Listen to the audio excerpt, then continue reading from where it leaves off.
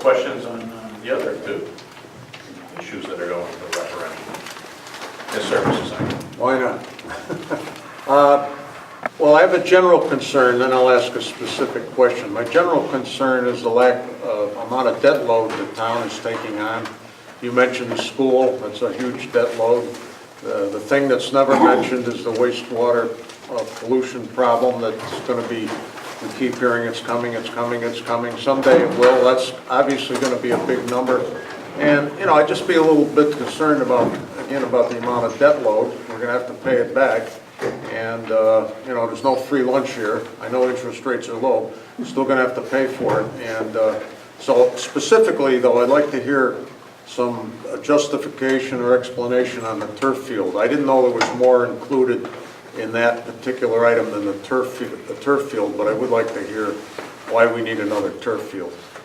Okay, I'll start it. And, there's been a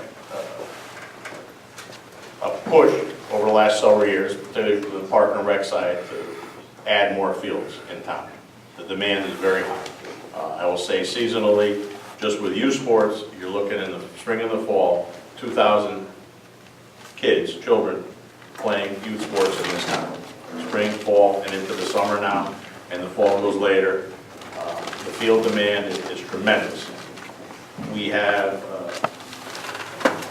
taken care of part of that by putting the turf field at the Indian River complex. That was a push. We got it. It's taken a huge burden off of our natural surface fields for the most part. Okay, there still is a problem with practice time. In the spring, you have baseball, you have lacrosse, and you have spring soccer competing for field time all over town. Okay, lacrosse is sequestered into a small field over by the playground at the Joel School. 200 plus kids playing lacrosse, youth lacrosse. That doesn't include the high school, the men and women's teams. And then in the fall, the youth football program has grown, as has our soccer program, as has our Little League program, as has all, which is a good problem to have. That means kids aren't sitting on their butt as much as they are. We know they're all sitting on their butt playing with their thumbs, but they're getting out too and playing sports. The cost to buy a piece of property or take an existing property, which we have, and build more fields is exorbitant. It's as much, if not more, than what this resurfacing of this field will cost. And it adds more maintenance. A new field will add more maintenance, okay? The resurfacing of this field, which at this point in time is probably due for a complete renovation because of the condition of the field. It hasn't been done in a long, long time, which is between $70,000 and $130,000 to strip that field, resod it, do everything needs to be done to bring it back. It's in rough shape. Resurfacing it with the artificial turf will add use to it. Right now, and Pete will back me up, we're spending about $35,000 a year maintaining that one field. This year, there were 40 events on that one field, and we spent $35,000 maintaining it. That's irrigation, mowing the grass, striping it, fertilizing it, et cetera, et cetera. The turf field up at Indian River, 300 plus events, we spent $5,000 on maintenance. Field's used 24/7. There are issues with the youth program. I know this fall, a couple of the teams that we combine with, they wouldn't practice our small practice facility field because there's 6 teams jammed into a small area. It was a safety issue. Long-term investment, Phil, and it's an investment. This is not spending money, this is an investment in the community. Long-term investment, this saves the town money over time. And as our, participation in youth sports, as our high school programs are getting more active, and our middle school programs have a lot of participation, it serves the community well. And then the other part of the facility upgrade is the bathroom concession stand, and 32 years old, ADA, non-compliant ADA as far as the bathrooms go, which is an issue. Concession doesn't meet code, get by, and then there are no facilities there. And everywhere you go, there's facilities for, regardless of the sport, for teams to get there before the game, to gather, meet with their coaches, halftime, after the game. They stand out wherever they are, and that's part of that facility upgrade. And as with the fire department, I did apply for a $500,000 state steep grant, small town economic assistance program grants. They're giving those out for these types of facility upgrades. And that went in last week. Again, get the grant. If this passes referendum, we get the grant. That drops what we potentially will have to borrow to complete this project. Yes, sir. How much of the 1.6 million is for the actual turf field? It's 1.268 of that. Okay. What's the life expectancy of a? It used to be 10 to 12 years, now they're getting into the 15-year range So, with the new. so 15 years into 1.2 million is, what's that, 100 and something thousand a year? Mhm. So you could do a fair amount of maintenance on the existing field. It doesn't sound like there's a payback. It's not going to increase the usability of it. That's the key. You're not going to be able to add additional The sports. current grass field at Peters Complex is about at its maximum in terms of games played on it. If you abuse it any more than it gets, because football is the worst thing you can play on a field. Because it's always in the center of the field, it's always people banging heads. To add, we play game equivalents on IROC turf of 360, 340 games a year. At Peters, and it costs us $5,000 a year to maintain. At Peters Complex, we play a game equivalent of 39 games a year, and it costs us $37,000 a year to maintain, just to play those number of games.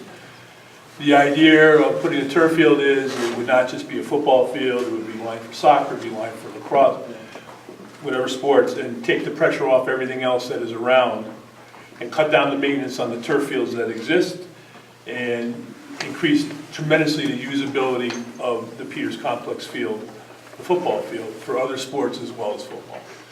And it's impractical to try to increase the number of games on the field because then your distance or your time span between requiring total renovation collapses significantly. I mean, we band-aid that. The problem is they play so late in the fall. They play the day after Thanksgiving. We aerate it, we jump right on it, we aerate it, we seed it, we do everything we can and drag it, and hopefully when it comes up in the spring, the field isn't usable in the spring. We just put the soccer tournament on in the spring for 8 games, and then the field comes out of service again, and it's not used until football opens up. That is the only field we own that is like that. Every other field opens up April 1st, and it closes November 17th or 18th. And we have this large facility sitting there that we use very little. We basically use it in the fall at this point. Where you deal with it is not so much, yeah, you're right, it's $100,000 a year, it's cheaper to maintain the grass, but if you do per event, if you take that 100,000 and divide it by 39, and you figure out what it's costing you to put one game on that field, as opposed to what you're spending on the turf field and what it costs you to put one game on that turf field.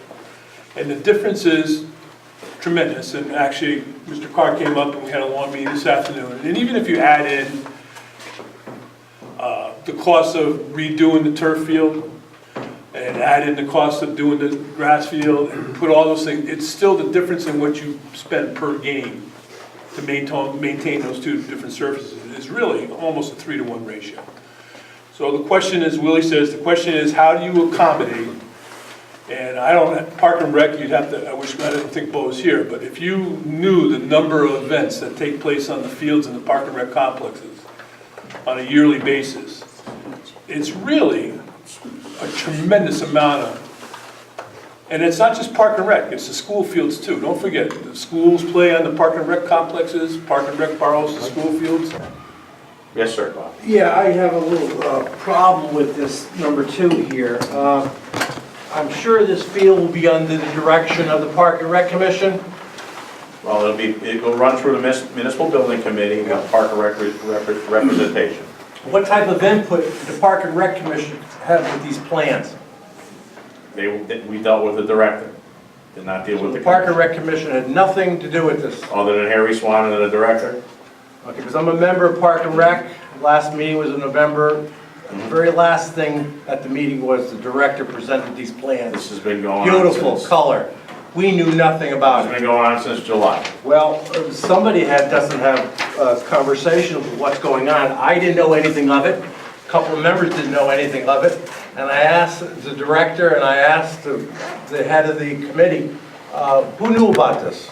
And I got blank stares. And I felt like an idiot. What am I volunteer for?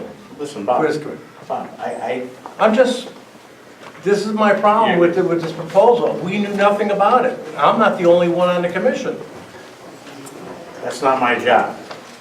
I brought it to the director of the Park and Rec Department, working through Public Works as well, Peter and Bob. We met. I know he's had Harry out there. I know he's had the engineer you guys use quite a bit to do preliminary design concepts, this and that out there. If he doesn't relay it to the Park and Rec Commission, that's not my job. That's the director's job, okay? The Park and Rec Commission doesn't serve me, they serve the Park and Rec Department, okay?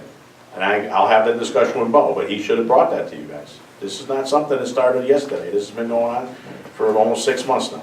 Well, to me and a few other members, it was the first time we ever heard about it. And I appreciate your commitment. You've been on it for a long time, and you do a good job. I did not know that Bo hadn't brought this to you. Okay.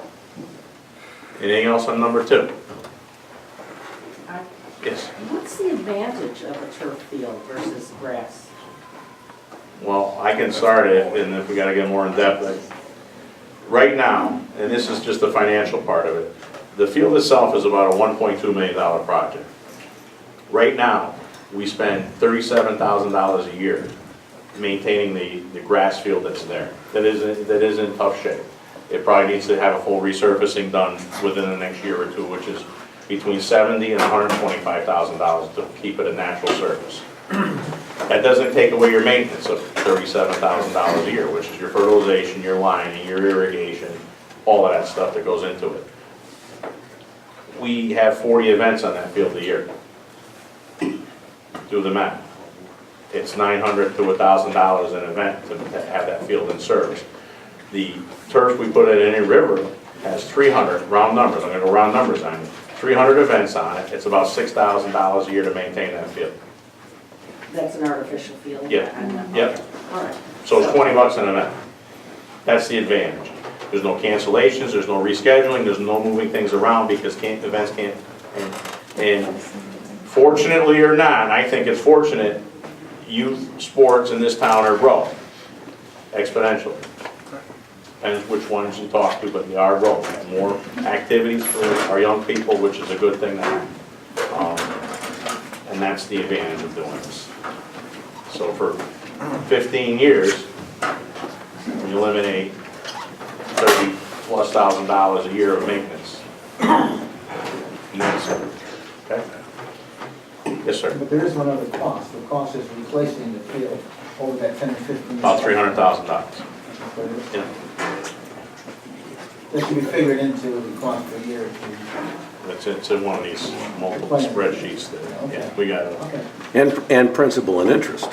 Principal and interest, no, there's no question about it. I mean, when you really add it all up, you really have to have a tremendous increase in usage of that field. And I hear this about the exponential increase in sports. Your enrollment in the schools is going down, and more parents are being concerned in soccer and football about injuries, concussions. I mean, I haven't, you say it, but no one's given me the data. All you gotta do is drive around on a Saturday and you'll see it for yourself. But the thing is, I need data that shows the growth. And I don't see how that growth could be possible given the reduction in the enrollment in the schools. That's fine. Okay. Well, I have a question. I'm glad we're applying for the STEEP grant, and I understand either 5 or 6 in this past year were granted for field replacement this past year. Which is what we did the last one, they weren't giving them for that anymore. No, exactly, and you had the whole issue with you couldn't use it as part of schools and all that. Guilford High School turf field. The town insisted that half of it come from private. Strong Field was very heavily funded by private, if not all. They were originally saying that it had to be all. I don't know what the final percentage was. Was there or has there been any effort and/or consideration of doing some private funding to defray the cost of this. If youth football, youth lacrosse, they want to get out and push to raise money and donate it towards it, we did it at the playground on the beach back in the day. That's great, that'll offset the cost. But what's to stop us from insisting I upon can't it? initiate it, though. You know, I can't initiate it from where I am. But people could start fundraising organizations towards that to offset the cost. The anticipation is to get the grant, cover the 1.6, it's 1.1. Speaking with our bond agent, anything that had to be bonded regarding these 3 projects, anything would have to be bonded, wouldn't be done until 2018 anyway. That's when it would happen. So there's a lot of time between now and then to raise money to donate back to the town to offset the cost. So I would support and encourage anybody that wants to get out and start that initiative. I think, I know you can't insist upon it, but I think it would be a grand gesture on the part of the Board of Selectmen to publicly encourage it. I just did. Well, yeah, you can see what's here. Kirk's on the video, it's got me on video. But still, I mean, you understand what I mean. It's, And I know in Cheshire, with that facility, my mother got him a $500,000 grant towards that facility, and Pete the Bishop with a bunch of people in Cheshire raised about another $500,000 privately. Right. I think the cost was almost 2, and then the town came up with the other. I'm very familiar with that project. Yeah. So, I mean, I would certainly encourage our youth organizations, even the Friends of Morgan football, the high school soccer, high school lacrosse people, any of the booster club. There's an avenue you can go out and raise money. That's great. It'll reduce what we have to actually. But I certainly would appreciate it if it came from the town government to recommend it, so that people understand those who benefit from it should have some skin in the game. And we Pardon the pun. And I will say we did do that. And Harry's familiar, Pete's familiar. When we put the timers on all the lights, all of the athletic field lights, Little League contributed to it. Men's softball contributed to it, lacrosse contributed to offset those costs. Well, I know Clinton Tournament, soccer tournament donates tons of money every year. So there is an avenue where there's a way to do it. Yes, sir. I want to thank Mr. Neff for spending some time with me today. Clearly, spending $5,300 to maintain a turf field versus $37,000 for a grass field is a no-brainer, right? The only thing is he left out something between $75,000 and $125,000 in principal and interest, and another $40,000 a year that would add up to the $400,000 to replace the carpet. And then to make this work, even to break even, right now you have 39 on there, you'd have to take it up to 124 or 85 more events on the field just to get to break even. And then you'd have to assume that you saved $82,000 from other fields that you were not having the pressure on. So when you put all this together, and I guess the other thing that kind of troubles me is that the Board of Selectmen and the Board of Finance passed this without Mr. Neff's information. This is kind of like, do the analysis afterwards to demonstrate that what we're doing is right, rather than do the analysis to find out if it's right. And he's put in a very precarious way. What if he came back and said, well, it doesn't make any sense, I did the numbers. He can't do that. You put him in an awful position. We had actually, Pete and I had the information. I went to the Board of Finance, and we had a preliminary Well, information going on. it wasn't presented to them, because I have it on Let me video. correct you for a minute. Mr. Neff did not leave those figures out. Mr. Neff told you that I did not have those figures, and I was tasked with comparing what it costs to maintain a grass field versus a turf field versus the amount of play on each field and the availability of the fields. That was what I was tasked for from the Board of Finance, and that's what I did. And I told you that this afternoon. I'm not taking exception with that. Well, I know, but you said Mr. Neff left out these figures. Well, I didn't leave them out. You weren't asked for them. Oh, okay. I was not asked that, nor is that my expertise. Right. So I've passed on what I consider my expertise to the people that are in charge, including the Board of Finance and the Selectmen, and they will have to analyze the balance of what's there. And that's, just so there's a correction. I Okay. didn't leave them out. It wasn't my job to put them in. Okay. And I didn't know what they were, to be honest with you. So. The only other thing that, that I would add to that, because I think the numbers here may add up in your favor, but it's very hard. I don't have enough to make that kind of a determination. But as far as the question about the old Morgan, I mean, there you have a very interesting situation. You paid $3.7 million for a piece of property up the road, and now you're talking about selling the property for $2 to $3 million. I mean, and the other thing, as I understand it, they're looking at 50% of it being residential. So if you take the cost of servicing 50% residential from the taxes, you'll find that it comes up with very little of an improvement in what you have to cover your costs in the town. The only other thing that I'd add to that, back to the turf fields, and I haven't seen all the numbers, I haven't seen the, how much more usage there is, but I do know that the enrollment in the schools is dropping, is projected to drop. There is absolutely no information that there's going to be an increase in the population of Clinton. You look at Madison, and they do have 2 turf fields, but they have 38% more population, they have 83% more students in the schools, and they have 103% greater tax base to pay for it. This is one of those things that I don't think makes sense on its face, but secondly, I don't think we can afford it. We have the highest tax rate among our immediate neighbors, and now we keep layering stuff on. We need to find some stuff to take off. If you want to put something on, that's fine, but then you have to tell us, where are you going to save some money to pay for this? And you haven't made that case here.